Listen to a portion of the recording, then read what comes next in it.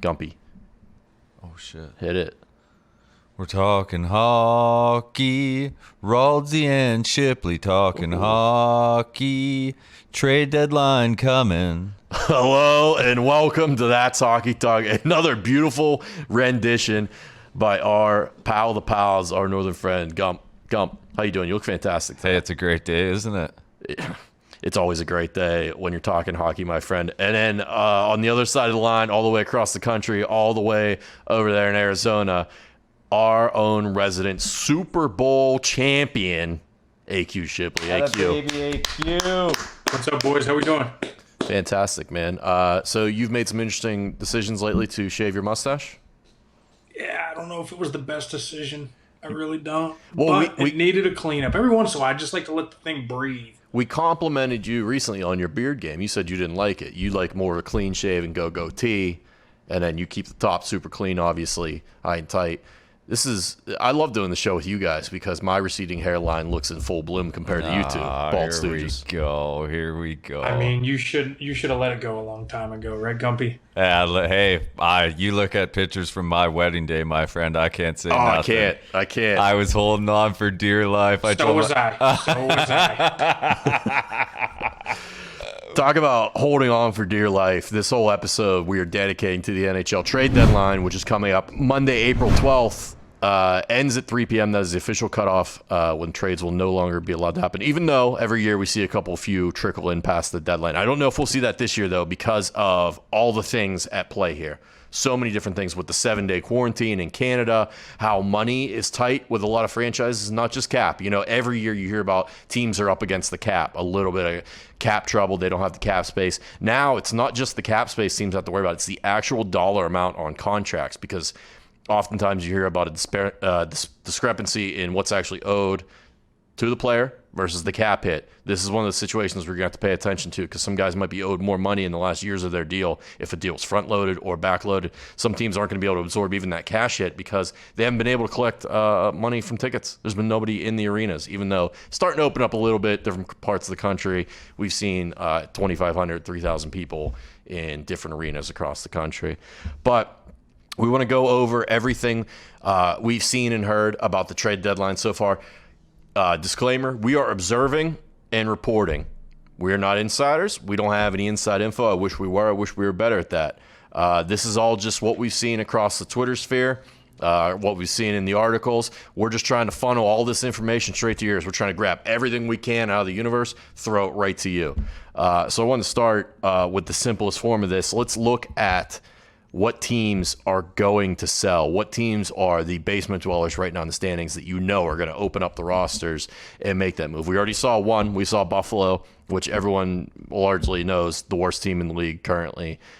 We saw them send Eric Stahl, basically giving him a godsend, sending him up to Montreal. He becomes that big body center that Montreal has been craving for years, and it's already paying dividends for them. He had his first game the other night, and he was just absolutely dominant in the faceoff circle. Wasn't putting up a ton of points, but that's a big help. Puck possession in this day and age is all the rage. So you're winning those faceoffs, you're getting control of the puck. But let's look through the sellers in each division so far. With the standings in the Central Division, you can look at the basement and you can tell right away the Columbus Blue Jackets and the Detroit Red Wings, they're selling. So you can basically scan that roster and look at anyone who has a year or two left on their contract. They're basically going to be up for grabs. And Stevie Yzerman in Detroit, we know he's prone to wheeling and dealing. Columbus usually a little more reserved in terms of selling because the past couple of years they've been in the race, in the hunt. They added Line A earlier this season. Hasn't quite worked out how they wanted. He hasn't really been putting up points. I think he's only got to a handful of goals since going there. He's a pure sniper. So what's going on there? Is he a guy you could see moved out? But we'll get into that in a little bit. We're talking sellers here. You jump over to the East. Devils and Sabres jump out as clear, just basement dweller. They got no hope at the playoffs. So you might as well just open up. Like we talked about, Sabres already started. You look at the Devils. There's another team that's got a couple guys. Kyle Palmieri has been the belle of the ball, as they say. It seems like he's a guy that everyone wants on their team. He could fit into any lineup, and he can score goals, and he doesn't shrink from the physical stuff. He's not just a perimeter player. So he could be a guy that is highly coveted. And then you look at the other teams in the East, though, like the Flyers, Rangers, AQ. This is what we were just talking about before we came on here. These are teams within striking distance of playoffs that probably aren't ready to admit defeat yet, but maybe should. And I know the Flyers are probably going to look to actually add something. They're probably going to look for a defenseman from everything we've read and heard about. But the Rangers have been hot lately. They just blew the doors off the Pens last night, 8 goals. And it wasn't even a particularly strong performance by them, but they put the puck in the net. So if you're a team like that that's middling right now, what do? Do you admit defeat to yourselves and say, hey, look, let's look towards next year when it's a little bit more of a normal season than what we're used to? Or do you say, hey, let's go for this thing now? It's a good question. I mean, I think in their case, right, I think you look at, 13 games left in a lot of cases, right? I mean, it's few and far between. I mean, there's an 11-point differential in some cases, 10-point, whatever it is. Rangers only 5 points back right now at Boston. Yeah, but Boston's got a couple games. 2 games in hand, yep. They're at 36, right? Because, they dealt with some COVID stuff early. So I think you have to think that they're going to start playing well as they already have, right? And they're going to get to that, let's say, by the time they get to 38, they're sitting at 8 or 9 points ahead. I mean, it's going to be tough sledding for New York. No, granted, like you said, I mean, they've been putting the puck in the back of the net. There's no question about that. I think that's 7 against Washington maybe last week. Maybe they score 8 or whatever it was last night. And that's a team that maybe you don't want to dismantle because you see them playing hot kind of right now and they're kind of rolling. But then again, you can also say, okay, maybe we can get, some things to kind of help us in the future. It's such a hard thing in that division, right? Because it's very tough division. I guess a good team is going to miss the playoffs. A good team's going to miss the playoffs, and there are some teams that are still within striking distance. And I guess if they get hot and somebody falters big time, there could be a flip-flop there. But, I mean, for the most part, I mean, you're looking at it, those top 4 teams are pretty much, I don't want to say locked in. I do not want to say that, but they're close to damn near being locked in, within the next week. So the Rangers actually, another trade we forgot to mention, it was Brendan Lemieux, the super pest, one of the great pests of the league, being moved, son of Claude, obviously. It's in the blood. Oh, legend. Yeah, it's in the blood. He got it from his dad. He was traded to L.A., I think, for a 4th-round pick. So the Rangers are already starting the process, but they're again, they're not looking to dismantle. They got a lot of young talent. Their future is very bright. And I think the Flyers, same thing. Like, these are both teams that are on the upswing of rebuilding from when they tore down previously. I don't think you're going to see them unload a ton, nor should they. It's just if you got some guys on an expiring contract you're not going to re-sign, why not try and get something for them? I know Brendan Smith is another guy talked about on the Rangers is being dangled out there as trade bait, and there's not really a ton of defensemen being talked about at the deadline. It seems to be focused on mostly forwards. And then just jumping back to the Central real quick, we talked about the Blue Jackets and Red Wings being the bottom of the basement sellers.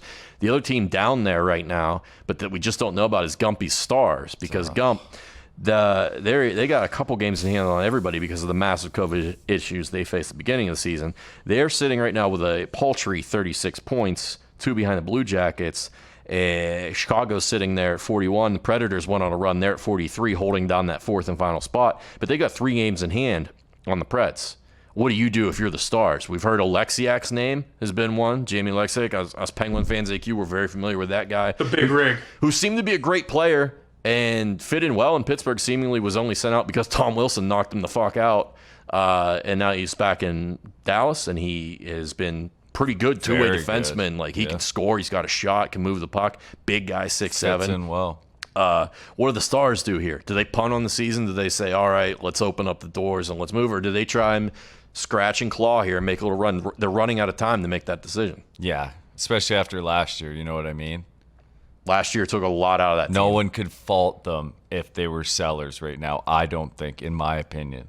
As a fan of the team, what do you want to see them do? Obviously, you want to see them make plus, but like hold. You're hold on. Hold. So you're saying, I mean, you just give it a go. You know what I mean? Like, what are you going to get for Alexiak? Is it going to change your franchise? 4th round pick, maybe. No, it's not a franchise changer, but it's a future asset. You know what I mean?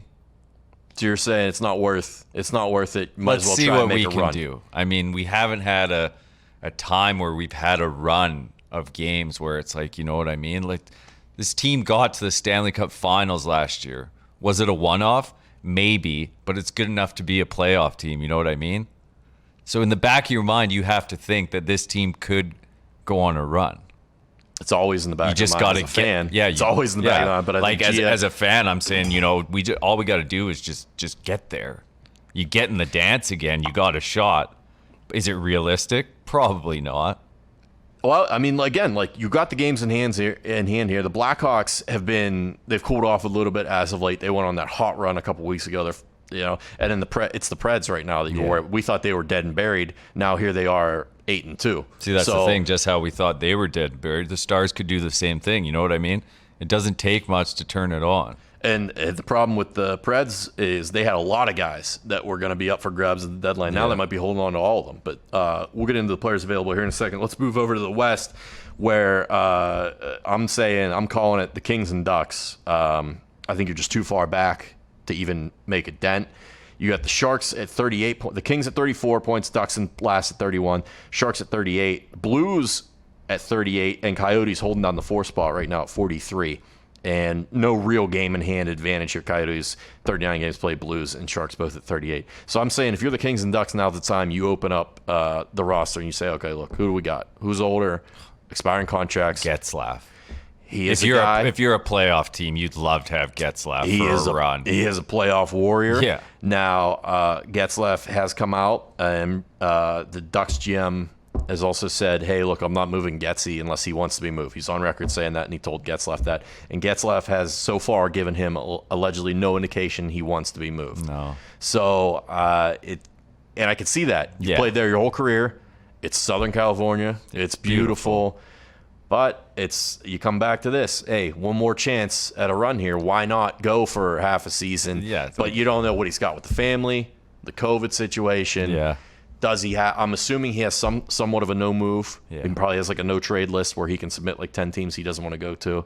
So you don't want to. Maybe he doesn't want to end up going to Canada. You also don't have to. Like this is me being me. You don't have to move your whole family for a playoff run. No, nor would you. But it's a tough time. But he's also won cups already too. You know what I mean? It's not like he's chasing one. No, but 2 would look really nice on that resi. He's got 1 already. 2 would look really like nice. I said, if you could get him, if you were that playoff team, I mean, look at how good Corey Perry was for the Stars last year. He was. Like, he was absurd. An absolute catalyst. And I put Getzlaf in that same category as Perry. They were on that Ducks team together. He has the ability to play that type of role in a playoff. Now, Getzlaf isn't what he once was, let's be honest. And he does carry a large cap hit. He's got 1 year left at $8 million. So now, granted, we're this far into the season, so it's prorated. It's going to be a little bit easier to absorb. But I'm looking up now, 8.25. He does have a no move. 10 games. I mean, it's not going to be crazy, right? Regardless. Yeah, it's going to be tiny actual cash. So you could fit him in, but still, some teams are so tight that might want to get him that it might just be a non-starter unless you're trying to move someone back the other way, which the Ducks may not want to take on more salary because you look at their situation, and for a team that is in last currently in their division and one of the bottom feeders of the league, they don't have a ton of salary cap space either. I think they have $7 million available to them, and that's because of long-term injury. So you don't want to be losing and paying to the cap limit. Yeah. So this is a situation where if they could move him, that frees up some money to them. To me, I'm a big logo on the front guy. Get every asset you can. Like if it's time, like Getzlaf, like I would go to him and say, hey, look, maybe it's time you do this for the franchise. Allow us to get like a first round pick back. Allow us to get a young player back and help us out. But he's done so much. It's hard. I understand that it's hard to like push him out the door. Plus, he's got the no move. He's well respected. He's a leader there. I just think he'd be a playoff warrior for some team. If he was in like a third line or a second line center role for some team, big body in front of the net. And then let's look at the North, the coveted Canadian North Division. Let's talk about the Kings a little bit. Okay, what a lot of assets. All right, what are you thinking on the Kings? I mean, you got Doughty, you got. Because they're another team. They actually have a ton of cap space. They have 32 mil in cap space, so they're doing just fine in terms of monies. Yeah, so I think they could unload. I mean, any of those guys. They got Doughty, they got Brown, they got Athanasio, they got. They got kind of a mix. Jeff Carter's even a guy that can, help you out in a playoff run, right? I mean, this is a guy that scored a lot of goals in the past. Yeah, I think so that's a team that might be unwilling to kind of unload some guys and, build for the future. you look at the older guys on the Kings, and of those guys you mentioned, like Kopitar's the only one who's signed long-term currently right now, and he's probably not going anywhere. He's their guy, right?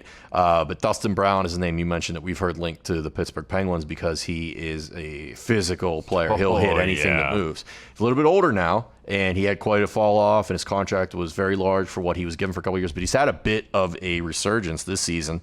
I got his numbers here somewhere. Where is he at? So he's owed 5.875 as the cap hit. But he's got 15 goals in 34 games this season. Like, that's incredible for him. What's he, 36, 37?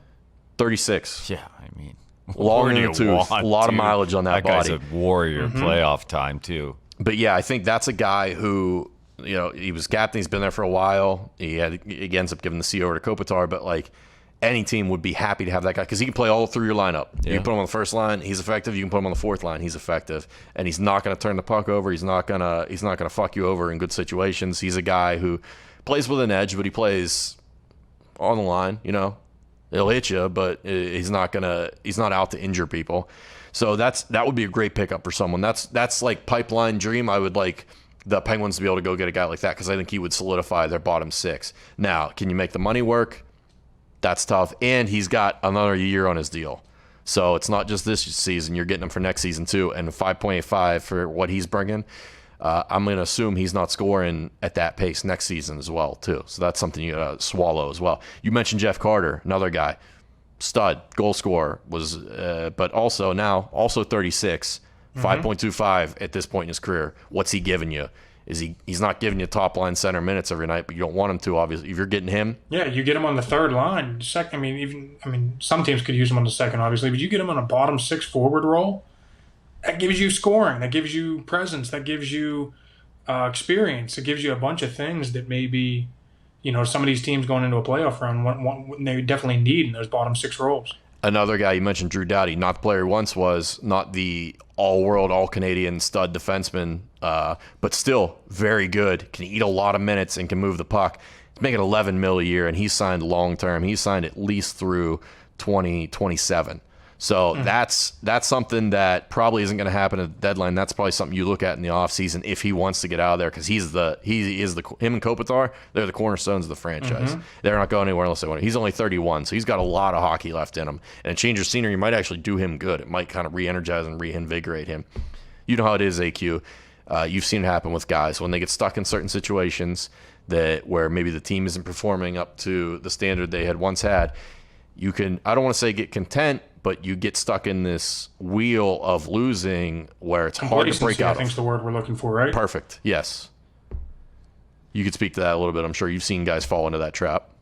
No doubt. It's easy to do, especially if you get comfortable. You've been in a spot for a long time. And, I don't want to sit here and say the Kings have been used to losing, but they have recently, right? I mean, obviously they had a good run. They fell off a cliff 2010s. after those cup wins. I mean, they fell off the cliff, is right. And so now you're sitting here like, oh, well, I'm making $11 million. I mean, let's just show up at work and, it is what it is. I mean, nothing's going to change, right? And so yeah, you're not getting paid any less to, if you just go out there and, skate, but, maybe you're not giving it your 110%.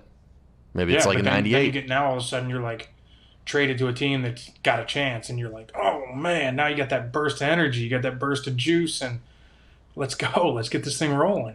The other thing to mention with the Kings is they would love to move on from Jonathan Quick, who has not been the same ever since those cups as well. He's one of the big reasons they fell off the cliff. Signed with a big deal. He's making $5.8 million a year. He's still got 3 years left on that deal. He's 35 years old. Still got 3 years left. 3 years left. This was the point in time where everybody was signing these long deals to try and keep the cap hit down, and now you're seeing a lot of teams pay the ramifications of that. So Quick, I believe the Kings would love to get out from under that contract. They're probably going to have to eat some of it, and they can because they've got that $32 million. They haven't fully restarted their rebuild yet, but I don't know if the market is going to be that big for a guy like Quick when there are going to be other goalies available at a much cheaper cost. This one, you like, if the Kings were willing to give up an asset maybe to just get it from out under the contract, that might be something you look at. let's jump over again to the last division, the North. And we know that the Canucks, I hesitate to throw the Canucks in there because I think we assume they will be sellers, but they probably have not made that determination. The Flames and Senators, though, I think it's fair to say, are going to sell at this point. You look at the Flames, they were supposed to be a much better team coming this season. I think everybody had them pegged to be one of the playoff teams. Especially with Markstrom. They fire their coach. They make the switch to Daryl Sutter. They get a little bit of a spark. Hasn't quite carried over the long haul. They're 2-8 in their last 10. They've lost 4 in a row. The Senators, as we know all year, has been not quite the dumpster fire Buffalo has been. Close. But if it wasn't for Buffalo, yeah, if it wasn't for Buffalo, there'd be a lot of eyes on Ottawa. We'd be dogging the Sens hard. And then the Canucks recently now, with this COVID outbreak, they've got, I think, 21 players and coaches right now that are on the list and that have tested positive. So, and they got some games in hand too. They're 37, but they're 8 points behind the Canadians right now, and the Canadians have 2 games in hand on the Canucks even. So the Canadian, you can pretty much solidify those 4 spots in the North. The Maple Leafs, Jets, Oilers, and Canadians are going to be your Canadian teams representing the North. Canucks, Flames, Senators, time for a couple of your guys to pack their shit and get out the door. Now, knowing that, let's go through here, and we've talked about a couple of the players, but let's look at some of the players we can expect to be moved. These are the names you're seeing.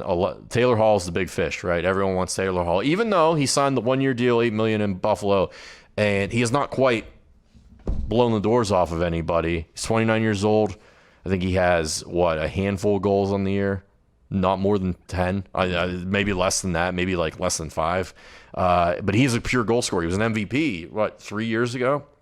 This guy can still play. I think it's a situation I think this is a situation, AQ, where we just talked about the complacency, where you go into Buffalo, hasn't been quite the best fit.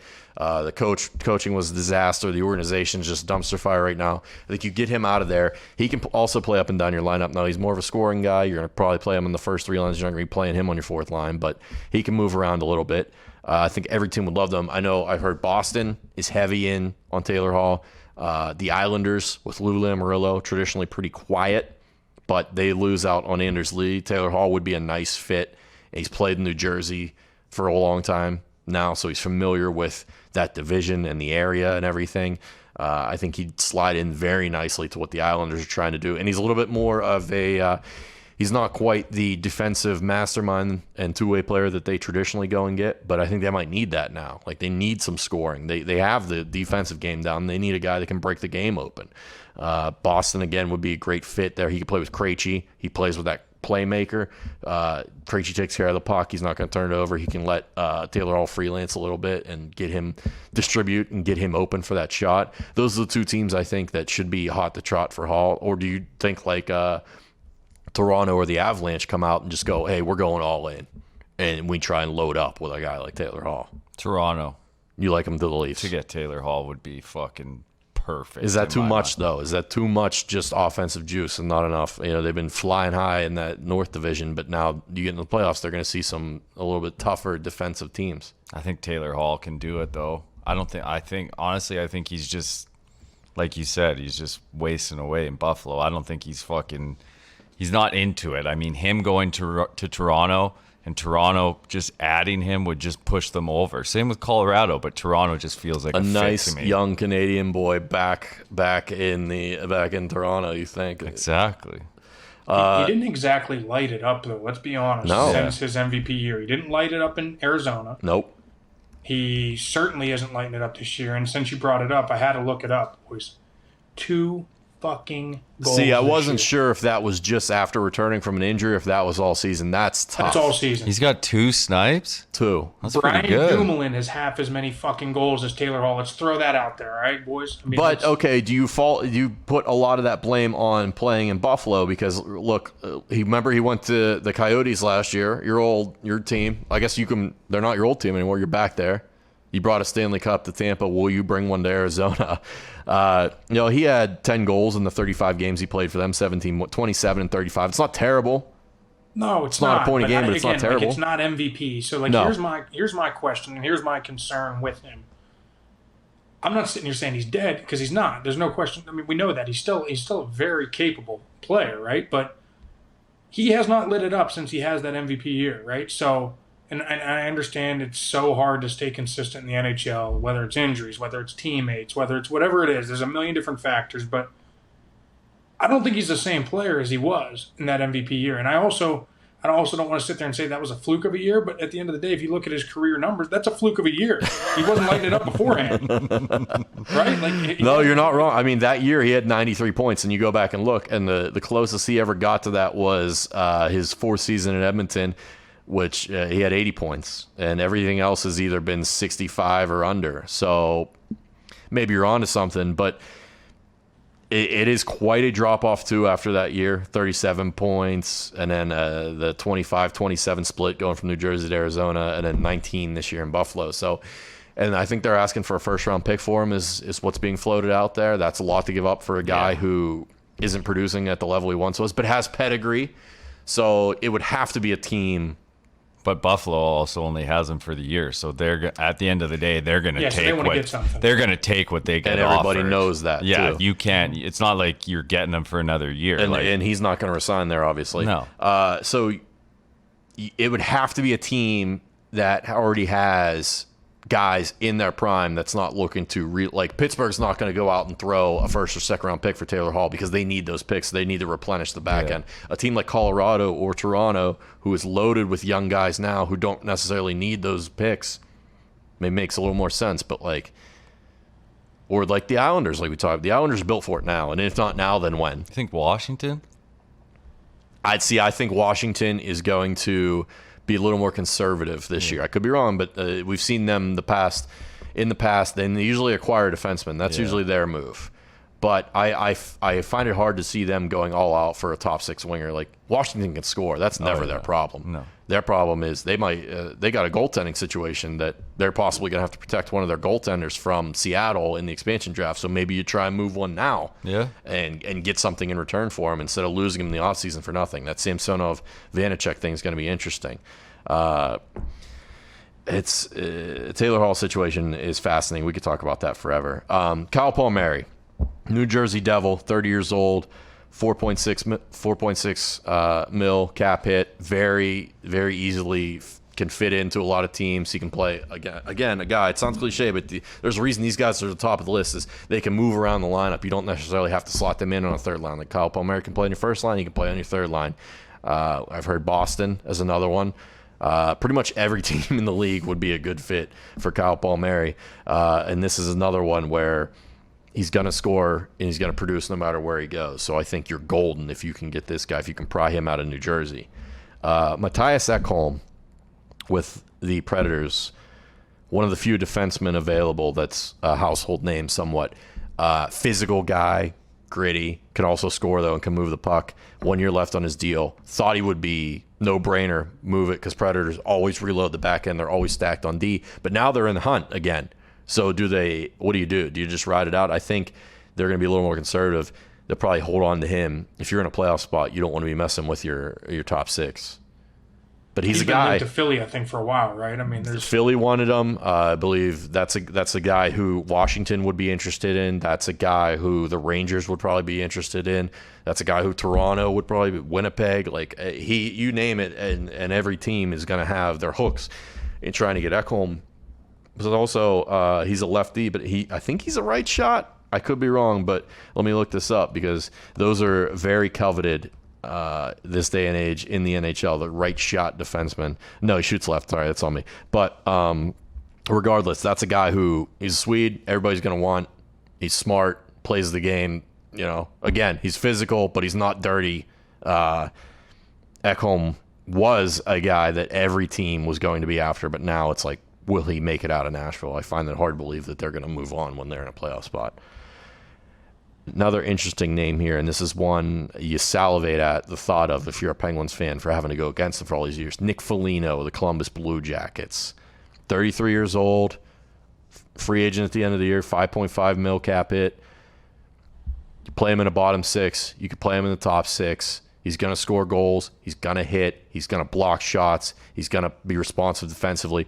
And he's going to be vocal in the room. He's going to bring a fire and a passion. He's a torts guy. That's like dream situation for the Penguins. But again, Blue Jackets, although they're not in the division this year, that's a rivalry. I find that hard to see them doing business together.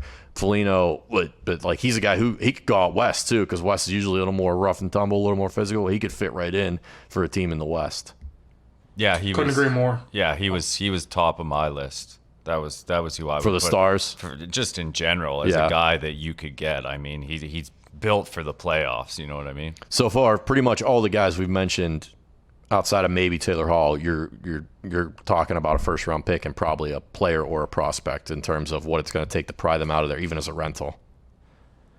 Yeah, and I think obviously as much as clearly my dislike is for Taylor Hall at this point in his career, he's going to command the same thing, right? Yeah, Somebody's you're not gonna wrong, have but to it's going to be purely on pedigree well. because he was a first overall pick and because he was the guy and because he has an MVP and could at any moment, right, he could turn that on. And you look like a genius if you go get him and he does that, right? If you go a first round pick for him and he puts in 10 to 12 goals on a playoff run and gets you a cup, you're all of a sudden a Hall of Fame GM. Everyone's talking about you. Everyone's saying what a brilliant move. That's the crazy thing about being a GM, right? I mean, at the end of the day, like the Penguins go out and get Derek Brassard a couple years ago, and he was hot as can be in Ottawa, and he comes there and he lays an egg, and it's like fucking horrible move, terrible. Move. And the team, I actually read the article. I think it was Yoey wrote about it. The team was on such an unbelievable streak. I think they were like 16-2-3 or something on the run before getting Brassard, and then he just never really fit in. Didn't have a real proper place in the lineup. Wasn't great at the third line center role. We talked about the Ducks earlier. Richard Rakell's a guy. He can score some goals. He's fast, 27 years old, signed through 2022, so you're getting a little bit of contract control, $3.8 million. Could play top six, secondary scoring for pretty much any team in the league. Be a great fit. Probably that's a guy who you could probably get for less than a first round pick. Yeah. You'd probably think like you could probably pry a second and something, maybe like a second and a fourth or something like that. You might be able to get him, and you could re-sign him at a decent rate and not have to feel like you gave up assets for nothing. Like he seems like a guy who wouldn't just be purely a rental if he went somewhere. We talked about Dustin Brown. We talked about Getzlaf. The other thing with the Preds being in a playoff spot, maybe not giving up. You look at, they had Philip Forsberg, who is I believe on an expiring contract. And then you have Victor Arvidsson, who has a couple years left on his deal, but isn't quite putting up the goals he once was. Arvidsson, $4.25 million cap hit. He had 31 goals in 16-17, 29 in 17-18, and 34 in 18-19. And he can play in front of the net. He's very good at deflecting pucks. Not afraid to get his nose dirty. That's a guy that I think a lot of teams would love to have if he can find that form again. He hasn't quite been the same. I think he's battled some injuries. And then Phil Forsberg, that's a household name across the league. Everybody knows him. He's a stud. He can score. So if you're Nashville, knowing you're going to have to rebuild at some point soon here, do you got your team now or do you hold on for one last run here and say, let's see if we can win a couple rounds and maybe get lucky? Yeah, I mean, I think it's going to be interesting with them because, I mean, heck, what are we talking, 3-4 years ago? They're playing for the Cup. The next year, they got a prime team, and then they've kind of fallen off the cliff a little bit too. I mean, obviously, they're still a little competitive, and obviously, they've made a run this year, but at some point, you got to sit here and be like, hey, listen, like, we shot our shot. We didn't get there. We got to get something while these guys are still kind of prime value, right? And Yeah. I think with Forsberg and Arvidsson, they're right there, and you look at Arvidsson, as a GM, you might be able to look at that and say, okay, maybe it was injuries, but maybe he is falling off a little bit, and maybe we can get the most we can ever get for him right now. And so that's something they're going to have to look at. That's something they're going to have to kind of make that determination before this deadline. But that's something you got to seriously think long and hard again about. And if I'm that GM, I make that move. I really do, whether it's one or both, and try and get something and know that, hey, listen, we shot our shot. It was a good run. But we got to start building for the future now. I like Arvidsson too. He's a name, and with the contract term, obviously, you're probably looking at a hockey trade where when we say hockey trade, that means you send a player. Both players have term left on their contract. There's not a rental. It helps both teams out, and both players slot into the lineup immediately. It's a main roster for main roster player with term left on their contract. That's a guy that I would fit into that role where it's probably going to be harder to move now. Maybe you look in the offseason to do something like that just because of the time crunch teams are under and how much of the chemistry do you want to try and disrupt. But if I'm Nashville, I'm listening. I'm taking every call I get. I may not be shopping these guys actively, but I'm taking and listening on every call I get because some team might get desperate and they might want that that net front presence that Arvidsson can provide. He's so good at deflecting pucks. Like he reminds me a little bit of Hornquist, and I don't say that just because Hornquist came from Nashville, but and also they're both Swedish. But he could provide that type of presence to a team. I feel like in a short boost over a playoff run. Bobby Ryan, there's a name we haven't heard as an impact player in a long time, but he kind of he found a rebound of a career in Detroit. And 34 years old, only making $1 million. He can still put the puck in the net. Do you take a flyer on a Bobby Ryan for maybe like a mid-round pick? That's pretty tasty if you're a team looking to add some secondary scoring, I think. Adam Henrique, player on the Ducks, a center who was on waivers earlier this season, still got 3 years left on his deal. So again, that's a big commitment. You're gonna have to look, but he could help you out down the middle. He's like a perfect third-line center for a lot of teams. Ryan Dzingel in Ottawa, 29 years old. He's bounced around a little bit, but $3 million cap hit. Can play in your bottom six. He can score. Sam Bennett, this is interesting. Okay, hasn't quite worked out in Calgary the way everyone had hoped. 24 years old. He's going to be an RFA this summer. 2.5 mil cap hit. He's not going to command that much more for his next deal.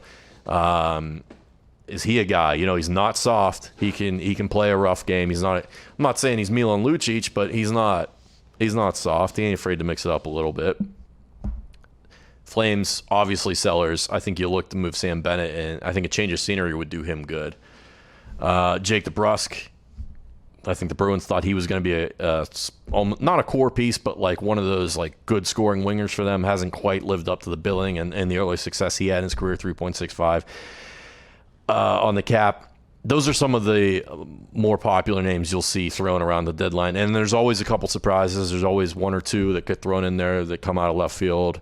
And then there's going to be some real depth moves, like teams looking to bolster like their farm teams with call-ups and guys who could play like that 7th or 8th defenseman role or like that 13th or 14th forward role on the taxi squad.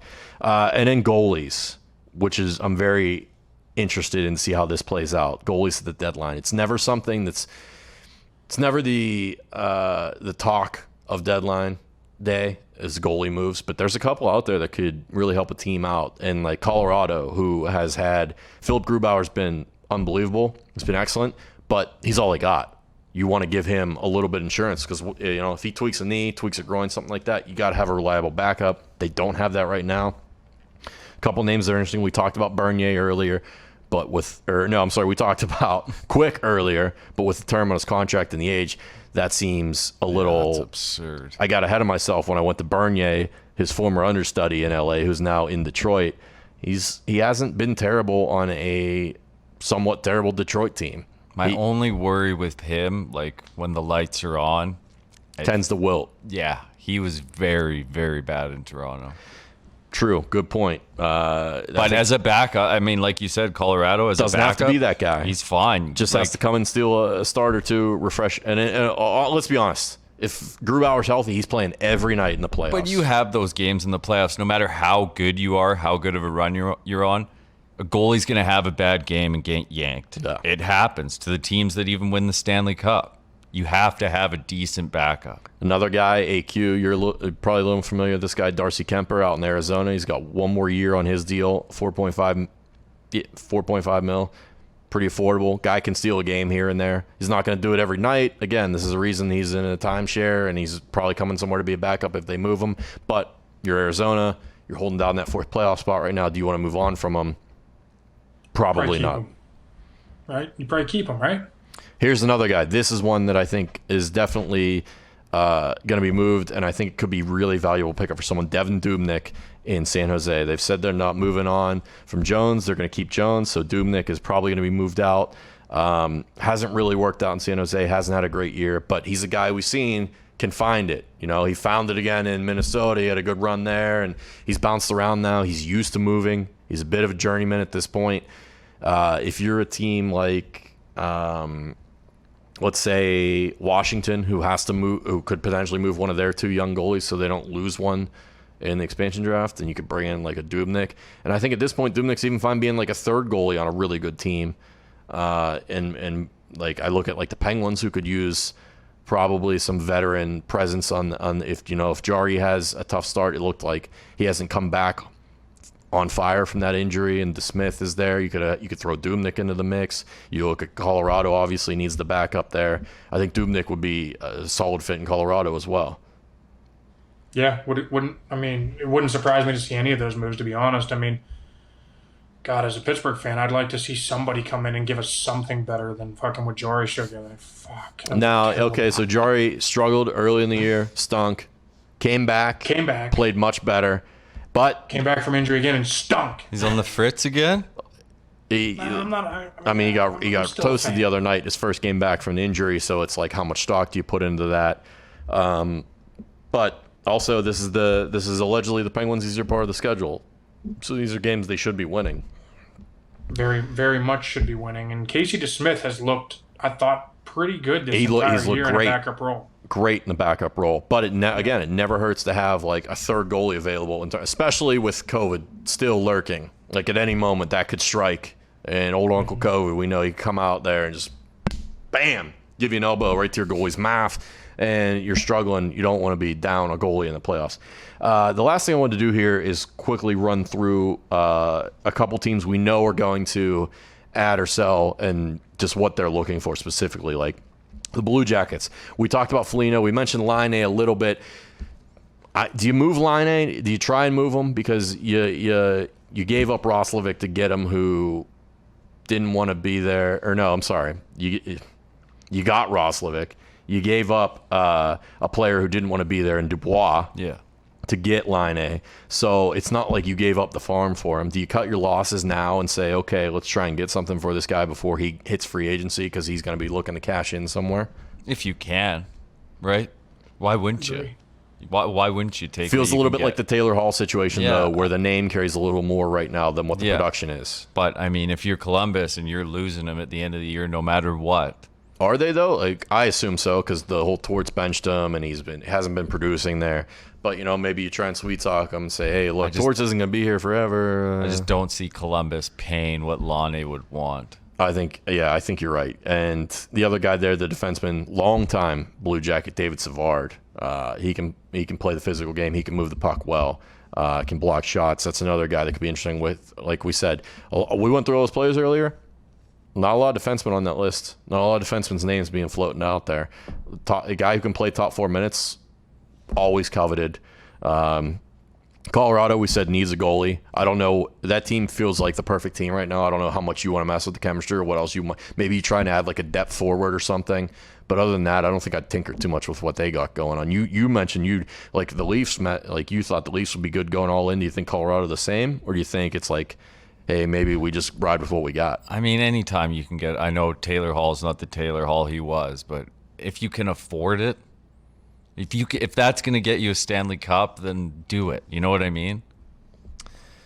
The Tampa Bay Lightning, probably not going to do a lot, and they've been on record saying as such because of the cap space, but looks like they're going to get Nikita Kucherov back, which is as good or better than any deadline addition you could ask for or hope for out there. The Leafs, we know they're going to add a player. They've been looking aggressively. Probably going to be looking for a winger. Maybe you look at Laine. You mentioned Hall. Love to have Palmieri, I'm sure. It feels like a lot, but it feels like it feels like the Leafs realize, like you mentioned, like now's the time. You got all eyes on you with this Canadian division. They've been waiting for so fucking long too, man. Like now's not the time to fucking get scared about what you're gonna have to give away. And Jack Campbell has been a phenomenal pickup for them as a backup goalie, so they seem to be set in goal. Maybe they try and add another defenseman, but I know they're on record like they want a forward. Yeah. The Penguins are trying to add a player. It's probably going to be a bottom 6 player, but Hextall, the GM, has mentioned he wants some size. We know Brian Burke wants the grit and the truculence. I just don't know how many of those players are out there that are skillful enough to play in the lineup and add the size, or maybe that's not what they're looking for. Maybe they just want a big guy. Doesn't have to be the most skilled guy, but can create a little room for their other guys to get around. And they've been banged up with injuries, Malkin, Beluga being down. They're a team that needs to add something, I think. Just to give them that little bit of jump, just to reward the guys for saying, hey, you battled out of the depths earlier in the year. You're in a playoff spot now. We talk about this all the time, AQ. Rewarding the guys in the room, throwing them a little bone. Like, hey, we saw how hard you guys worked. We're going to add something to help you guys out. The Islanders, they're definitely going to add a winger to make up for Anders Lee. The Minnesota Wild. probably should look at adding someone, because I think everyone thought they were dead and buried, and then Kaprizov comes in this year and just lights it up. He's going to be looking for a big-time contract extension soon, and that could go any which way. You could see a bridge deal, or you could see like an 8-year deal coming for that kid. They're going to add some depth. Bruins are in the big names, and they want goal scorers, so you're thinking Hall, Palmieri, maybe they look at Laine. Yeah. I don't know if he's the necessarily the type of fit for Boston. Seems to be much more disciplined and kind of like Torts-ish, but always option. And in the Florida Panthers, we don't talk about the Panthers nearly enough, who've just had this resurgence with Coach Q and Barkov and this great run they've been on this season. And they lose Aaron Ekblad, who was the first overall pick, and he's the big-time defenseman down there for them. I could see them trying to add another defenseman. Like Ekholm would be a great pickup for them if you could pry him out of Nashville. I don't know how many defensemen are out there, though, that they could actually get. But they're going to want somebody. And then the Oilers. Do they look to add, because you're basically playing catch-up to the Leafs and you're trying to compete with that high-powered offense? And the Oilers can score, and they've been defending better, and goaltending's been better this season, but that's always still their weakness, right? They got the guys up front. Do they have the guys in the back? They also don't have any cap room. This is the thing about these divisions, though, is you might not know what you really need because you haven't played against the other teams, right? Bingo. Like, that is a thought here. You think you're fast. Yeah. You think you're skilled. But you go against somebody else from another division who you haven't seen all year, and you might not be as fast and skilled as you think you are. You might not be in big, as bad, and tough as you think you are.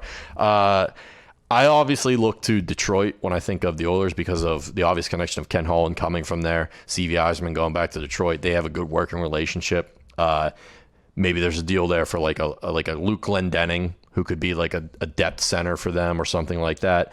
I don't think you're going to see them make any major moves. Like, they're not going to be bringing Taylor Hall back, I don't think. They're not out there looking for that. I think they're just looking for depth. And you'll see a lot of other moves like that, just little depth guys, third liners, fourth liners, trying to solidify the lineups and just give you a little bit of extra jam, punch, grit, sandpaper, all that stuff. We love it. So you guys got anything else? That's all I got. I'm exhausted going through that list, and that was only a handful of names. Hell of a run. It was a good one. There's going to be plenty others out there that we don't know about. Here's the thing. If you're a fan, tweet at us on Twitter at That's Hockey Talk and tell us who you want your team to go get. We don't need to know who you think you'd have to give up. Just tell us who you think would be a good fit on your team. And I mean, let's be reasonable. Not every team's going to go out and land a superstar. But if there's someone you got your eye on that you think can help your team out the deadline, tweet us and let us know. And then as more news pours in, we'll be retweeting all the insiders. We'll be keeping you up to date as much as we can on what's going on and all the chatter and buzz and everything out there. We appreciate you guys for listening. Hope you enjoyed the episode last week with Mike Johnson. Johnny was awesome. Again, I was on vacation, so we wanted to get that out there. If you didn't listen to it, go back and check it out. It's on YouTube. He was an awesome dude. Covered variety of different things on and off the ice. Johnny's the man. And if you haven't checked us out on YouTube yet, go check us out. Just type in Google, That's Hockey Talk, YouTube. Channel will pop up. Be a subscriber. Help us out. Be a pal of the pals. We appreciate you. Thanks for rocking with us. And that's Hockey Talk.